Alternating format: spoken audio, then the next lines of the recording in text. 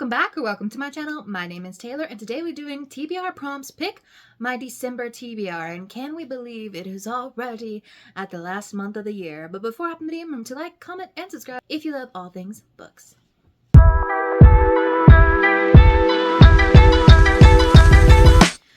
I am filming this and posting it about a week earlier than I normally would, but due to Bookmas videos that have been planned out and scheduled, that is why things are coming up a little earlier than expected. So I'm still in the middle of my Hunger Games reading journey, which you will see some point during Bookmas. And I definitely have only completed, I think, one book on my November TBR, so who knows. I will be going over monthly TBR that I set in 2025 to see if I actually completed any of those books that I set out to read each month, and you will be seeing that at the very end of Bookmas. So we'll be seeing if I actually accomplished any of the things that I set out to read. But if you're new to my TBR prompt videos, I have my Taylor Swift jar here, cup, whatever, and it's filled with a bunch of old and new prompts. Some of them probably overlap because I just add in the new prompts with the old prompts at the end of the year, and I'm going to pick 6 prompts.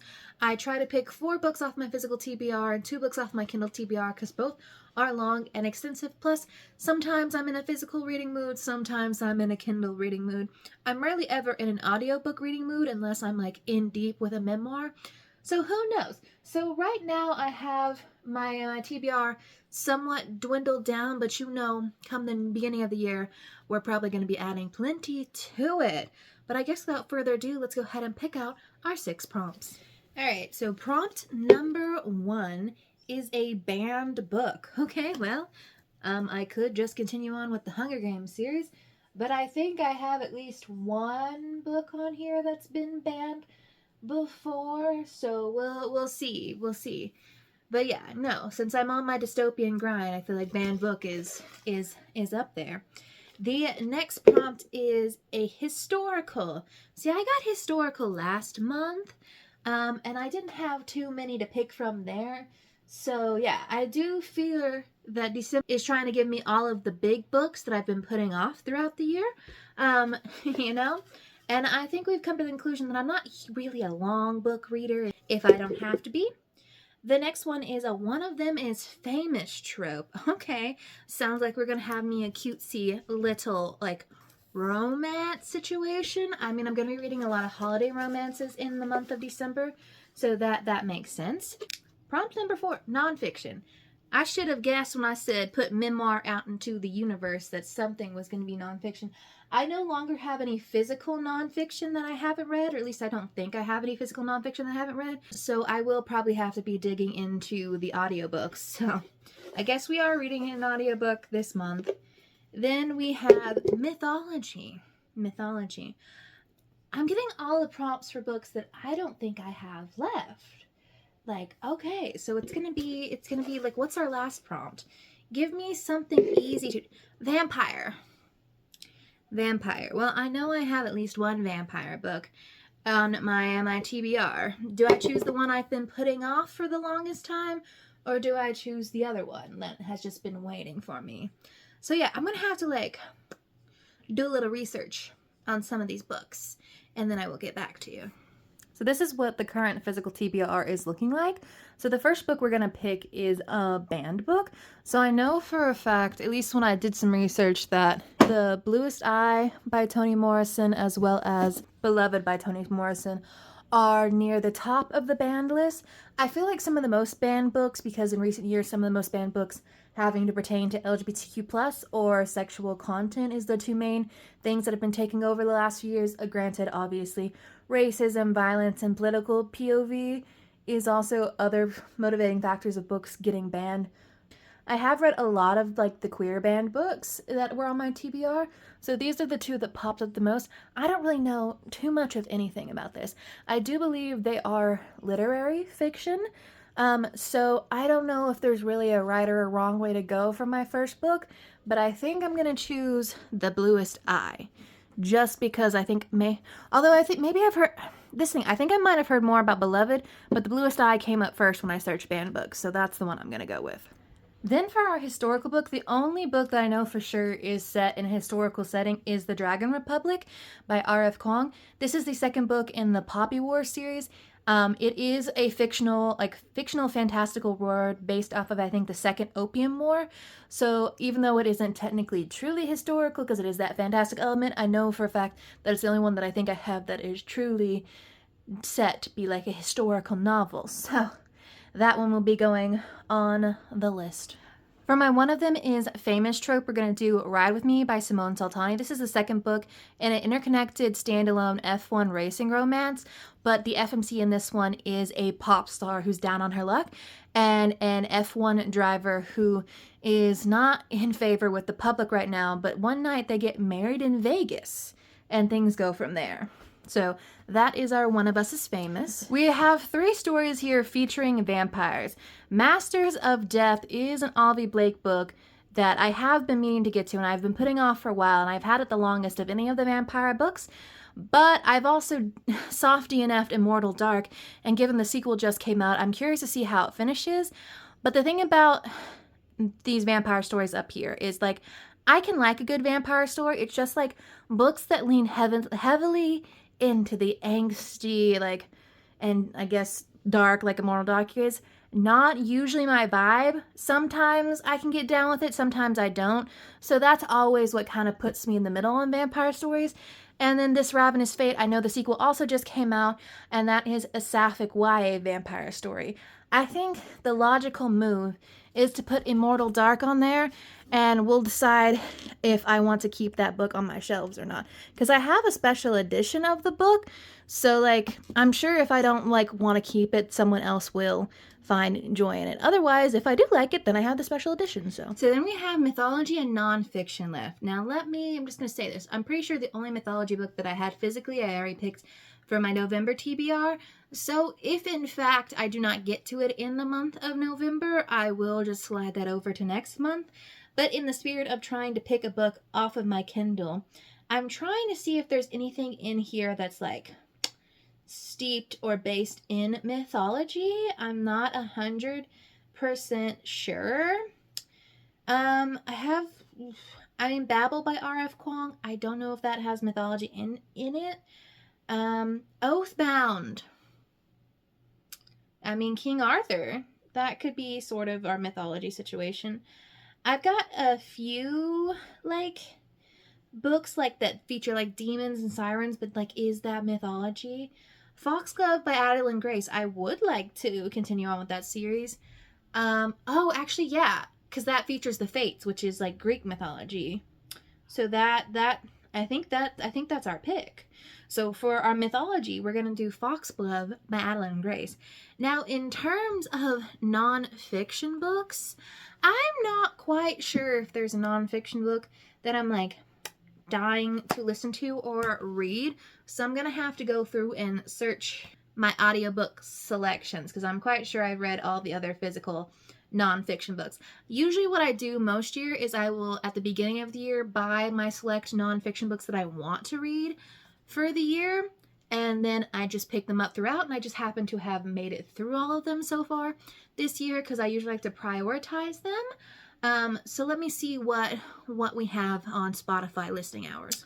So I'm going to go over all the books I picked, starting with the nonfiction book, because I haven't, like, talked about that. There were a few that I was mulling over, but there was one that I really wanted to read, that I've been wanting to read for a while, and I think this one would be really good over audiobook, and that is the Stonewall Reader. So this is a collection of essays and recounts or, like, testimonials of all the people who were at Stonewall or who remember the time of the Stonewall riots and everything and going on and so forth. And we know my favorite genre of nonfiction is queer nonfiction. So this one I think is going to be at the top of the list in terms of listening experience, and I can listen to this audiobook pretty much starting right now, because audiobooks actually take me a while to get through, even if they're not particularly long. So that is our nonfiction pick for the month. And then for our mythology pick, we chose Foxglove by Adeline Grace. So this is a YA gothic romantasy situation following Signa.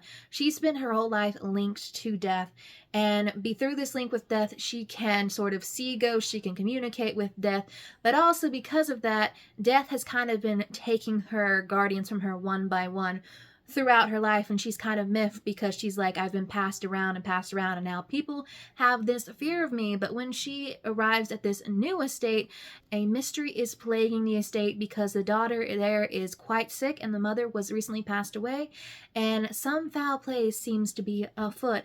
And of course, romance and stuff starts to ensue with the incorporeal being that is death. The reason I chose this for mythology, not necessarily because of the death interwoven there, it does feature like the fates and fate itself, which is a feature of mythology, particularly in like Greco-Roman mythology. So I'm counting it because I was pulling at strings trying to find my mythology read. Then for our one of them is famous trope, technically both of these people are famous, but one of them I think is more famous. It's Ride With Me by Simone Saltani. The first book in the series was Cross the Line, and I found that book enjoyable, but I feel like it wasn't like my most standout romance, like sports romance read. This one, however, features a few things that I really enjoy. I like little music edition. I love the discussion of music in books, since one of them is a pop star. And of course, there's that little like Married in Vegas forced proximity situation, and we're kind of reforming the bad boy. So in this book, you're following Stella and Thomas Maxwell Brown. Thomas Maxwell Brown, we find out from the end of the book, has gotten himself into a lot of trouble because he's known for being a wild child, aggressive F1 driver, which has led to a lot of destruction on the track, and now he's trying to reform his image. And Stella, Stella was recently left at the altar, and her life is kind of in shambles, but I guess one drunken night in Vegas, these two get married, and now they're working together to improve both of their images, and of course, romance ensues from there, and I just think that sounds quite fun and delightful to me. Then for our vampire read, I think this is like a read it or like get rid of it situation, Immortal Dark by Tigist Germa. So this one, I am halfway through the book. I got halfway through the book at the end of last year, and then Christmas rolled around and I just frankly was in a holiday reading mood. Plus, like I said, super angsty, dark books can be hit or miss for me, but I hopped on the hype train with this one, so I don't know if that's going to be to my detriment or not. But I will say, if you're looking for true enemies to lovers, this one is for you because these two hate each other. Although my interest has been sparked again because Tigist has come out and said that she based Sisinios on Klaus Michelson. I was like, well, say less, babes. So in this one, you are following Keaton or Kaiden. I actually don't know how you say it. I'm going to go with Keaton. I'll go back and forth. She and her family have a long history with the vampire community. They have a house at this big school which houses vampires and I guess some form of like legacy like houses.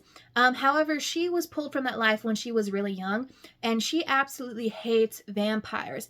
But after a string of terrible luck, she basically has to go and attend this school and stay in the house with a vampire that she believed killed or kidnapped her sister just to figure out what's going on. So, and Sisinios, well, let's just say they go at it. They've been going at it. I have no problems with Keaton or Kaiden. It's just, like I said, it's the type of story. That's why I hardly ever pick up vampire books. Although I pick them. The only reason I ever pick up vampire books nowadays is if it's like cutesy and cheesy, or if Book Talk tells me I'm going to like it. Book Talk told me I'd probably like this. We'll see how it works out. Then for my historical read, because I'm short on historicals, so I might need to circle that out of rotation for next year's TBR prompts. The Dragon Republic by R.F. Kuang. This is the second book in the Poppy War trilogy. I've heard people say that this is their favorite book in the trilogy, so I'm excited to get to it. The only reason I've been putting it off is because R.F. Kuang's writing style, similar to Olivia Blake, is something that you have to dedicate your time and your thought processes to. You've got to like really sit with it and take your sweet time. And I'm not gonna lie, sometimes I just don't feel like sitting down and going through that personal devastation. But yeah, if you don't know anything about this one, the original or the beginning or the first book in this series follows Rin. I think that's who it is. Don't hold me to anyone's names. But we're following Rin. She was a war orphan who was going to be married off to this old, like, merchant. And she's like, nah. So she studies her butt off and tests into the highest, like, most prestigious war academy in all of Nikkar. And while she is there, she is kind of belittled and lessened for being an outcast of darker skin, not speaking, like, the proper accent, and so on and so forth, and not necessarily coming from a high well-to-do family. But while she is there, war once again breaks out in Nicara, and she is discovering a little bit about her history and the magical links between her and the rest of the people around her. And I'm just gonna say, there's gonna be a lot of moments where you want to be like, Rin, baby. She is definitely a character who's gonna make you question whether you like her or not with some of these decisions, but you will be thinking throughout this story. Then the last book we picked was the first prompt that we picked, which is a banned book. So I chose The Bluest Eye by Toni Morrison. Now I don't know anything about what this is about, so I am going to just like read the back for you. Piccola, breedlove, a young black girl praised every day for beauty. Mocked by other children for the dark skin, curly hair, and brown eyes that set her apart, she yearns for the blonde hair and blue eyes that she believes will allow her to finally fit in. Yet as her dream grows more fervent, her life slowly starts to disintegrate in the face of adversity and strife. A brilliant examination of our obsession with beauty and conformity, Toni Morrison's virtuosic first novel asks powerful questions about race, class, and gender with the subtlety and grace that have always characterized her writing. So I think I picked well because this is her first novel. So yeah, I'm sure it's going to touch on hard topics, especially with that right there. And I feel like the discussion about what is considered beauty and like the modern or Western standard of beauty is really going to be discussed a lot here. So yeah, those are all the books that I picked for the month of December. Let me know what you're going to be reading throughout the month of December. Will I get to any of these? Maybe. I do have plans for like 2 holiday reading vlogs that are probably going to consume most of my life because I am frankly just a cheesy Hallmark romance loving reader.